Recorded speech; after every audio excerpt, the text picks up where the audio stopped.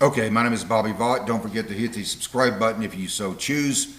I'll put a link in the description to lesson 1 of a series that I've done, Everything You Need to Know to Understand Investing. I've done 17 lessons now. Lesson 1, I'll put a link in the description below if you're interested. And then each lesson has a link to the next one. So lesson 1 has a link to lesson 2, which has a link to lesson 3, and so on and so forth. Make them all real easy to find that way. If you're interested, you go through all 17 lessons with more to come eventually. You go through all 17 lessons, you will understand investing better than 99.9% of the people out there, okay? Today's presentation, however, is not about that. There's two different parts of this channel. There's the investing side, which I just mentioned, and then I also do a lot of political, social commentary, economics, anything like that, anything, whatever the current issues of the day are, okay? All right, so we're going to talk about socialism again, which is authoritarian, okay? Let's just look at a definition here. If you look up a definition of socialism, you're going to find it a lot of different things, kind of maybe worded a little bit differently, but they all basically come down to the same thing. In any definition you look up here on the internet anywhere, it's going to be the same definition as in my economics textbook when I was back in college, or my father's economics textbook, which he had back in the 1950s.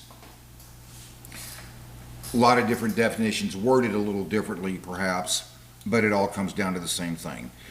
Socialism is an economic and political philosophy encompassing diverse economic and social systems characterized by social ownership of the means of production, capital. That's what the means of capital is, the means of production. That's what capital means.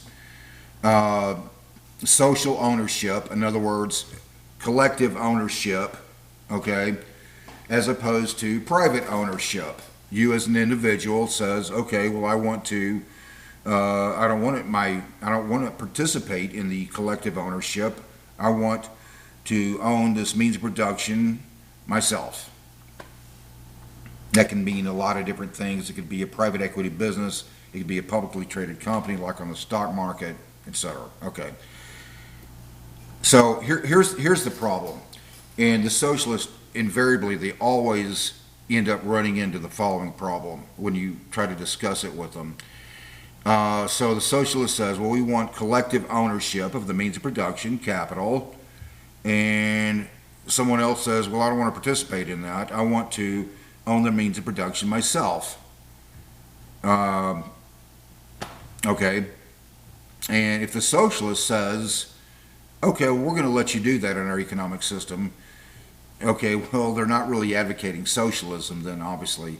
If they say, no, you can't do that, it's not going to be allowed in our version of socialism, now you see the problem. It's authoritarian. There's no way for the socialist thinker, there's a contradiction in terms, to get around that. They try to, and we're gonna get a little deeper into that in just a second. But if they tell you that it's not authoritarian, they lie about other things. In contrast, a capitalist economic system does not require your participation. People work, but they don't have to be an owner of capital, the means of production, in a capitalist economic system. It's not required. In fact, that happens all the time in capitalist economic systems. You have people who never bother trying to start a business. They don't think. They never buy, into the stock market. They just go through their entire lives never being an owner of capital. Well, then obviously, in order for capitalism to exist, it does not require a person's participation. It's there, it's available if you so choose, but it's not required. Okay. So the socialist who says, no, this is not authoritarian, they lie about other things. Yes, it is. If they say no, capitalism, or no, you cannot be an owner of capital, a means of production, in our economic system, cannot be, not allowed, it's authoritarian. This is how socialism socialist thinkers, that contradiction in terms again, they try to get around it. They try to get very euphemistic in their ideas, or how it's presented, I should say, how the idea is presented. Democratic socialism. Differing visions of socialism exist, such as democratic socialism, which emphasizes popular control through democratic processes, as opposed to authoritarian state socialism, which relies on centralized state control. Okay, at least they're acknowledging that socialism, as we've known it, as we've ever known it, is authoritarian. It just says so, which relies on centralized state control. But let's go back to the first part of that again. Democratic socialism, which emphasizes popular control through democratic processes. Two problems. And you see how this becomes just another euphemistic form of what socialism has always been, authoritarian. It's a euphemistic way of phrasing it. Popular control.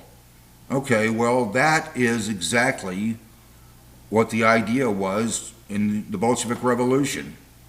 People are going to own the means of production collectively and exercise popular control.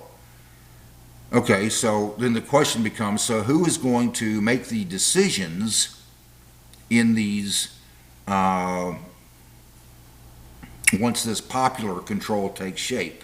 Who's going to actually make the decisions in terms of, we're going to produce more of this, less of that, et cetera, et cetera? There's only one entity that can do it: government. Okay. Democratic socialism, from my observation at least, they try to avoid the word nationalize, and they use this euphemistic word. Well, no, we're going to socialize it. So that's the first problem. There's no change. Second problem. So in this so-called democratic socialism,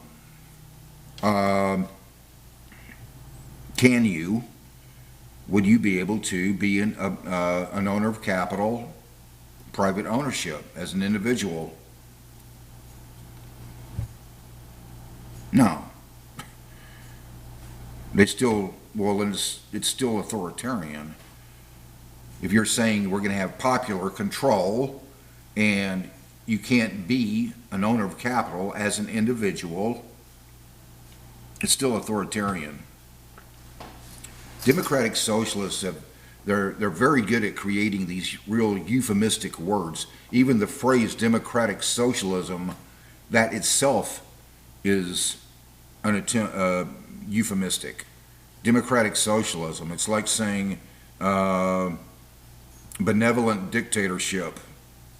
It's all it is.